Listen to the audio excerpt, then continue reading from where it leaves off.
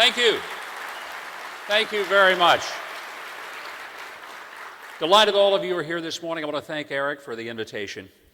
And I realize I'm the first speaker of the day, which means that I'm the guy that's kind of holding place until everybody can get here. The only thing worse than that is to be the guy that they have in the middle of the day so that everyone can go to the restroom. I'm usually in that place. If you get up and leave during the middle of my speech today, that means that you didn't go to the restroom before you came, and we're all going to know why you're leaving. I'm just telling you now. I'm glad to have survived the debate in Cleveland the other night.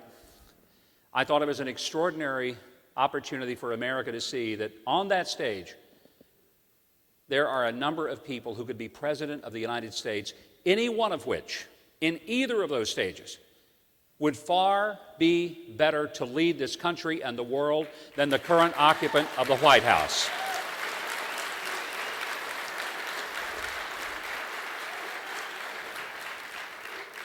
Last week, my little 4-year-old grandson said to me, "Papa Huck, you're kind of old, aren't you?" His mother said, "Son, you're not supposed to say that." I thought it was funny. A few years I won't, but I thought it was funny last week. But I got to thinking about the fact is I am old enough to remember when we cured polio in this country. I'm old enough to remember when the president said we're going to go to the moon and send a man there and bring him back within the decade. And I'm old enough to remember when we did it. I'm old enough to have grown up in the Deep South, a child during the time of Jim Crow laws, and to see when we no longer had separate entrances for people who were black or white to go into a restroom or to have a drink of water at a drinking fountain. And I've seen remarkable changes in progress and our attitudes toward each other based on things like race. I'm old enough to remember when we thought this country wouldn't survive because there were riots in the street in a divided country. And I'm old enough to remember when we thought this country couldn't survive because we didn't think we would be able to have enough energy to supply our needs, and we were dependent upon Middle Eastern countries. We stood in line for blocks to get fuel at inflated prices. I'm old enough to remember when Jimmy Carter was president and how we lost the respect of countries around the world. But I'm young enough to also stand here today and to tell you that as a candidate for President of the United States, I believe that this country is far from being finished, and with the right leadership, this country can rise again to its greatest days, not its worst, so that my little 4-year-old grandson and all his other 4 cousins and sisters will be able to say America is still the place of the greatest dreams on earth. And that's why I am here today.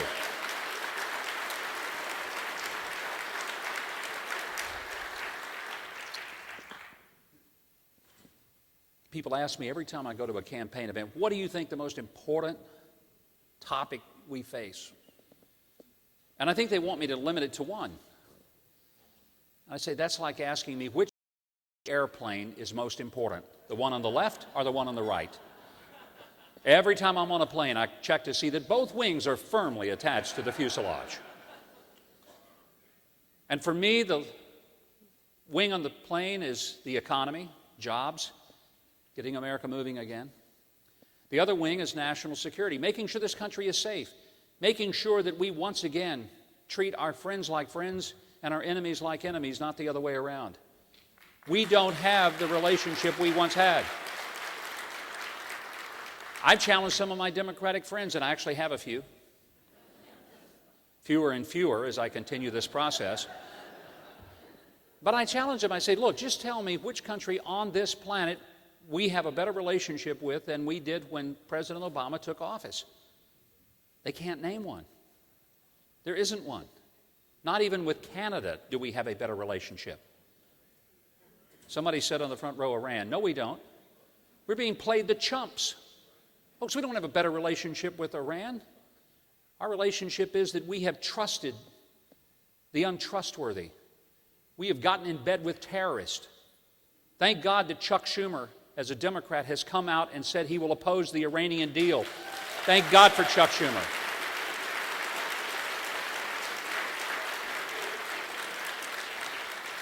There is a time for partisanship in this country, and there is a time for statesmanship in this country. And Chuck Schumer has exhibited statesmanship in the face of extraordinary opposition within his own party and president. And that is the last nice thing I'm going to say about Chuck Schumer today. Because I'm afraid if he hears that, he's going to say, well, I'm going to change my vote. If Huckabee likes it. But the economy, national security, inseparable as to what the president has got to focus on when he takes office in January of 2017. But there's something else that a president had better be focused on, because two wings of an airplane are critical, but it won't do anything but fly it to the crash site unless that airplane has steering mechanism. And the steering mechanism for this country is the moral foundation on which this nation is built, and we cannot live, survive as a nation without understanding the moral foundation for our existence.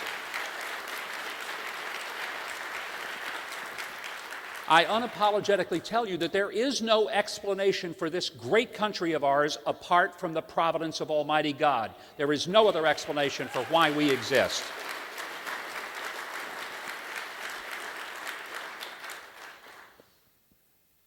Our economy is in trouble not because it's not possible for us to succeed. It's because we've had government policies and leaders who don't have a clue of how people are able to survive, get jobs, and make it in the system. A couple of weeks ago, I was in Aiken, South Carolina. We were staying at the Fairfield Inn. For those of you that don't know, it's a budget hotel.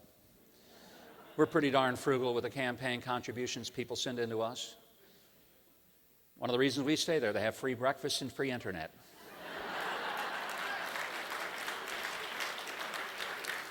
Beds are extra, but free internet, free breakfast. We don't sleep much anyway. I got down to the breakfast about 6 o'clock in the morning. I was the only one in there. And a guy was working, cleaning up the breakfast dishes and putting the stuff out on the little buffet. And because I was the only one in there, he recognized me, came over, we started talking. His name is Mark. Up until 3 years ago, Mark had worked for 25 years for a local manufacturing plant in Aiken, South Carolina. 3 years ago, that company went out of business and all 300 jobs were lost, shipped to Mexico. Mark was a college-educated accountant, worked for that company. He lost his jobs just like all the folks on the factory floor lost theirs. Now Mark is working the 6 a.m. shift at the Fairfield Inn in Aiken, South Carolina, along with 2 other part-time jobs. 3 part-time jobs, and he makes less money than he used to make in his 1 full-time job for a company that also gave him benefits and had him a pension. Mark's story is the story of too many Americans. The story of people who have lost their jobs and have been punched in the gut by policies that have sent our jobs somewhere else.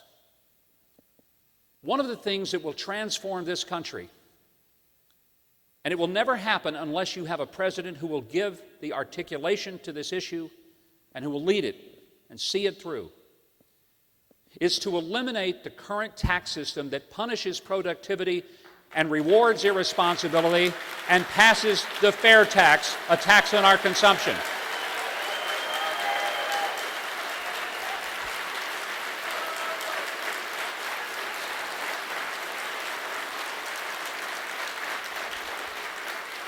I am the only candidate in this race, and I don't like to say I'm the only candidate in this race who, but in this case it's very true, the only one who advocates that we don't need a reform of the Internal Revenue Service. We need an eradication of this criminal enterprise, the IRS.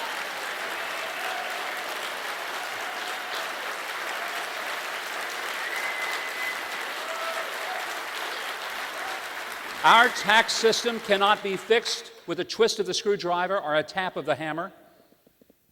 The fair tax replaces all of the taxes that we currently have on corporate and individual income, rids us of the taxes on capital gains and savings and dividends and inheritances, and it replaces it with a simple consumption tax, which means that nobody pays taxes when they work or produce something. They pay taxes at the point of consumption, the point of sale. which means everybody's going to be in on the tax system. Now, I got a lot of pushback the other night for saying that it means everybody will be paying.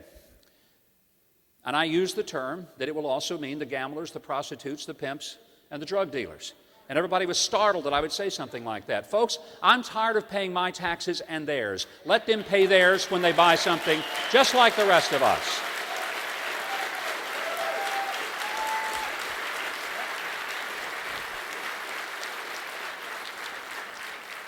But the fair tax does something else. It brings capital and jobs back to the United States. There's $11 trillion of U.S. capital parked offshore. It's American money, but it's been moved out of America to keep it out of the hands of the IRS and the tax system. It's all legal. But I got a better idea. Pass the fair tax and tell me what happens when $11 trillion of working capital comes back into the United States. Do you think that'll goose the economy and give people jobs?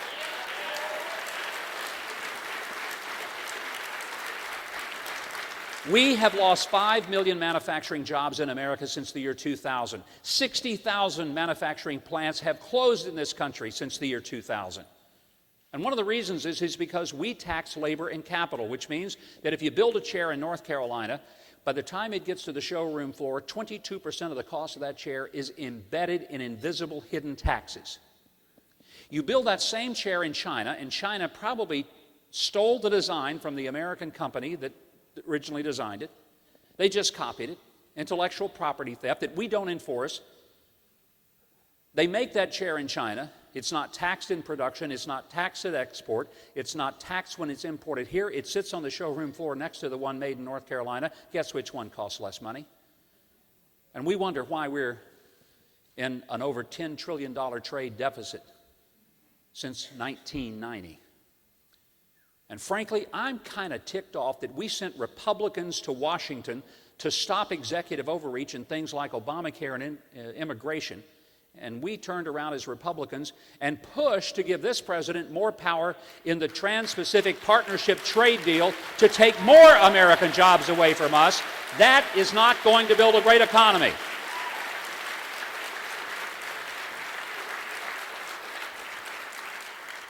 The fair tax does something else. You want to change illegal immigration? Well, I promise you within the first year, we will secure the border. And if it sounds a little presumptuous for me to say that, I want to remind you of something.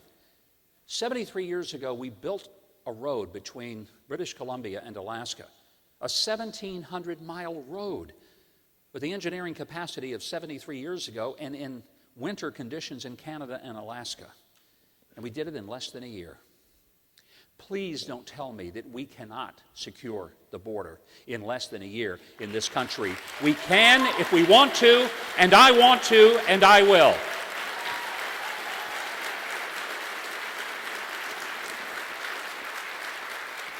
But we will never really deal with the issue until we make it so that there is not an economic advantage to illegal immigration, which there is. A lot of people wonder, well, why don't we do something about it? And I'll tell you, because many in the business community don't want us to do something about it. And here's why. As long as there is an advantage economically in illegal immigration, we'll never change it. And if people who are illegally working don't pay the same Social Security and Medicare tax and the income tax that you're paying out of your check, and the employer is not paying that out of his portion, there is an economic incentive to engage in illegal hiring practices. With the fair tax, nothing's taken out of your check. Nothing. And the employer doesn't have anything taken out either.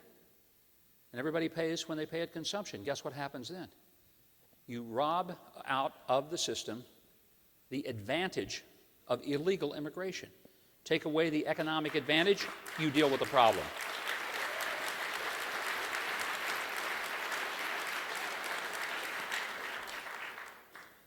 The other night I made a comment at the debate. I said that under Ronald Reagan, we had a policy, trust but verify. Under this president, we have trust and vilify.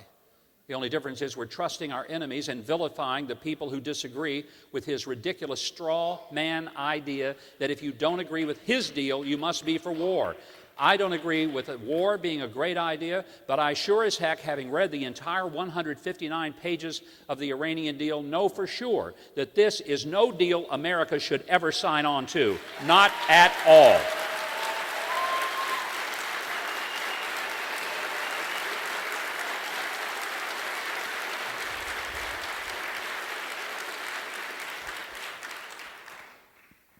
I was asked a question about our military. It's been decimated by this president. 25% less spending in the Defense Department since he took office. We're less prepared than we were since before World War II. We're flying antiquated airplanes. We have fewer ships than we've had in decades. Our entire ground forces are being cut by several 100,000 people.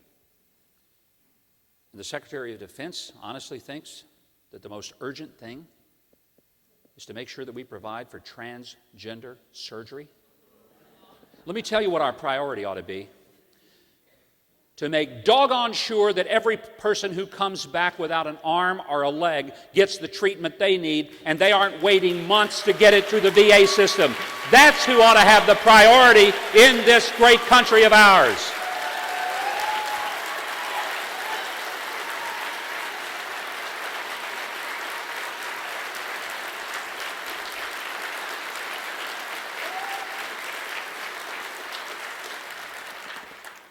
But I want to speak also to the fact that we can't be a great country even if we fix the economy, and I believe we can.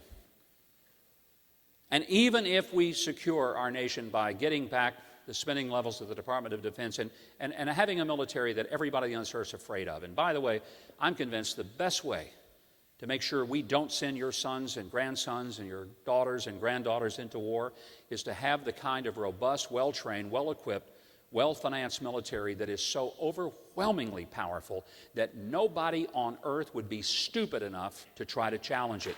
That's how we have peace.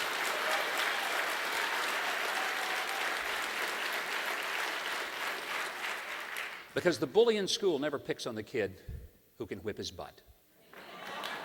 The bully picks on the kid he thinks he can beat. Let's make sure that the world knows nobody is ever going to beat America. And if you take on an American or this country, we're not going to have it like it was at Benghazi, where repeated phone calls went to voicemail. We will be scrambling jets and people, and the world will know we will kick your butt.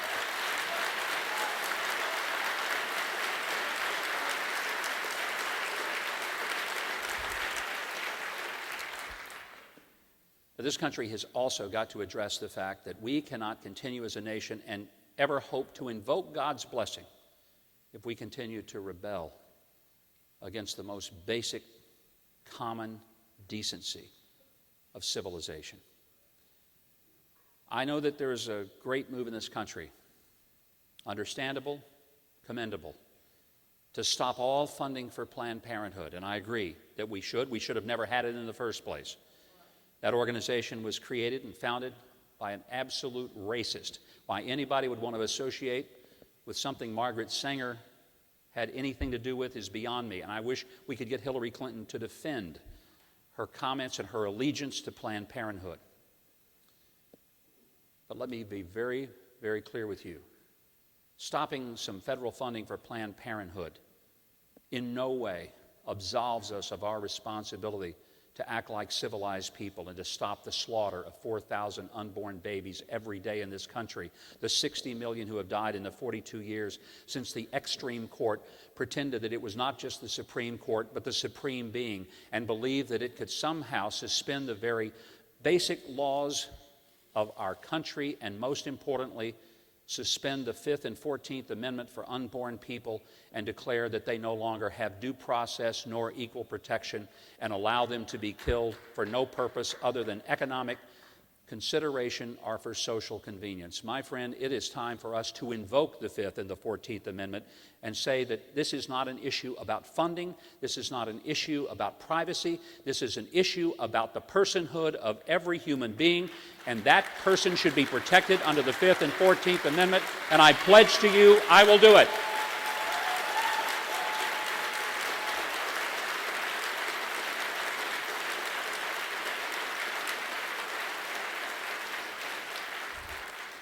And the assaults on our religious liberty are serious, and they cannot go unchallenged.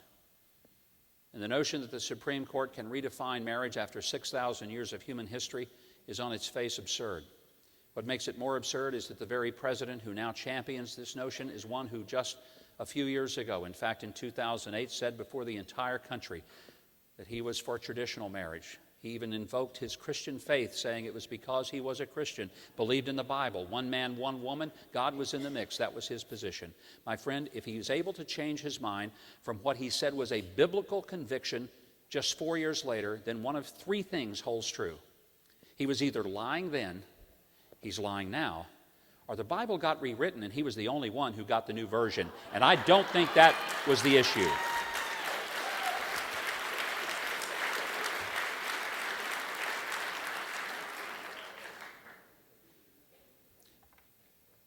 When I was governor of Arkansas, which I held a position for 10 and a half years, and before that, 3 years as lieutenant governor, most people don't understand the atmosphere in which I governed. I get a little tired when people say, well, you know, Huckabee, is he really a conservative? Let me tell you something. Let me settle something for you here this morning. I ran against the Clinton political machine 25 years ago. Everybody talks about how we're going to beat Hillary. How can we stand against her? Well, for me, that's not an abstract thing. I fought both of them. Every election I was ever involved in, they personally came back and campaigned for my every opponent, every time. You have no idea the political atmosphere of Arkansas. You think it was a lot like the other southern states. It was not. It was more Democratic, more lopsided than Massachusetts, Maine, Vermont, Oregon, California, or any other state in the nation. Far more so. When I was elected lieutenant governor in 1993, I got to the state capitol and my door was nailed shut from the inside. Literally nailed shut. It remained that way for my first 59 days in office. Finally, it got opened. Office was stripped of all the furniture. The budget was zeroed out. I was reelected the next year because I was first elected in the special election. 3 years later, when the governor was convicted of Whitewater-related felonies, as was often the case in Arkansas with politicians. We used to say the 5 most feared words of an Arkansas politician were these: will the defendant please rise? I became governor, and my legislature was 89 Democrats to 11 Republicans in the House, 31 Democrats to 4 Republicans in the Senate, and about half those Republicans were suspect. I wasn't sure really they were with us. There was no state in this country more lopsided than that. And yet, in that environment, against the Clinton political machine, when every appointee of every board, agency, and commission, all 323 of them, every member of every cabinet, 53 of those, every one of them were Bill and Hillary Clinton affiliates and allies, and that is the environment in which I went in to govern. And over the next 10 and a half years, we passed over 100 tax cuts. We saw our roads rebuilt, our schools reformed, and test scores go up in every grade level. We saw some things happen in pro-life legislation that had never even gotten to the floor of the Senate or House. I signed them into law. Per capita income went up 50% in that state. If somebody wants to argue about my conservative credentials, you put my record against the headwinds I fought against the Clinton machine. I'm here to tell you today, I fought it, I beat it, and most importantly, by gosh, I live to tell about it, and that alone is good reason to give me your vote for President of the United States.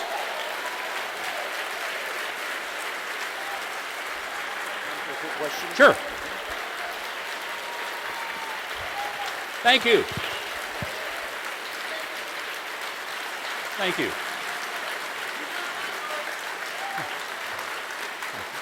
Governor, I know you've already mentioned it on stage, but you're in Georgia, so I have to ask you this given the following. Why fair tax instead of a flat tax? Because the flat tax is still a tax on people's income. It still requires there to be an internal revenue service. It still requires the government to know business about you that they have no business knowing, like how much money you make and where you made it and how you spent it. And so the fair tax simplifies it. transforms the economy, makes it possible for small business owners to not have to make tax decisions, but actually make business decisions, something that most small business owners don't have. Now, big companies like my home state company of Walmart, they can hire a whole building full of lawyers and accountants to wade them through 77,000 pages of the tax code.